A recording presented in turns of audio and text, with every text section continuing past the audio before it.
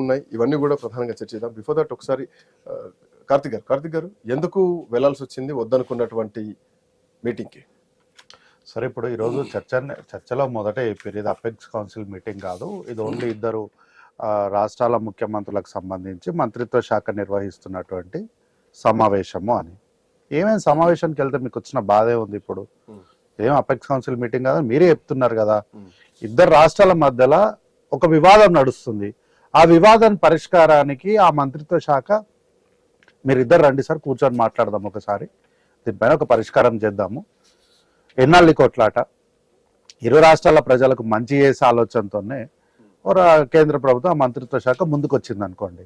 అట్లాంటప్పుడు మన బాధ్యతగా మనం వెళ్ళి మాట్లాడి మన వాదన వినిపించి ఏంటి మనకనే విషయంలో చర్చలో పాల్గొంటే తప్పే ఉంది.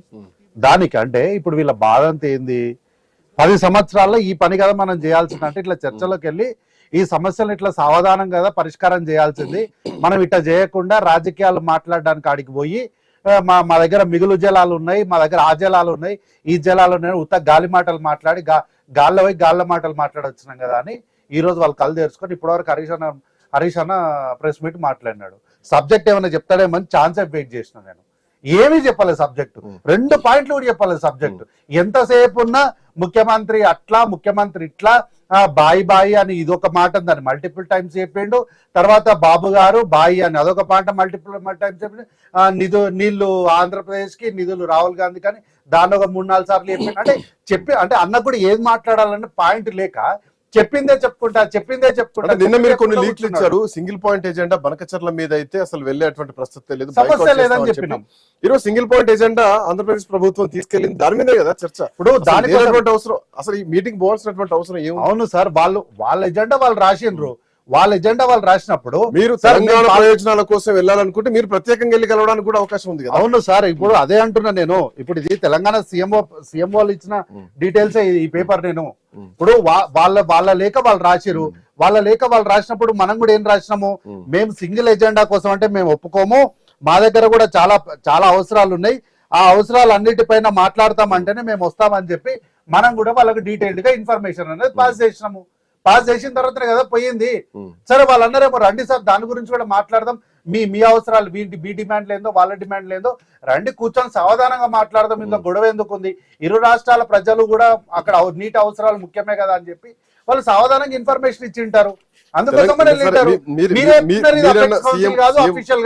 మీరన్న సీఎంఓ లేఖ ఏదైతే ఉందో నా దగ్గర కూడా ఉంది. దీంట్లో లాస్ట్ పాయింట్, 2 రాష్ట్రాల ముఖ్యమంత్రుల సమావేశంలో గోదావరి బనకచెర్ల లింక్ ప్రాజెక్టు పైన చర్చను వాయిదా వేయాలని తెలంగాణ ప్రభుత్వం పంపించిన ప్రతిపాదనను అజెండాలో చేర్చాలని లేఖలో విజ్ఞప్తి చెప్పిందని. ఇప్పుడు అసలు దానికోసం పోవాల్సినటువంటి అవసరం ఏముందన్నదే చిన్న ప్రశ్న. ఏది అసలు పోవాల్సిన అవసరం ఏముంది?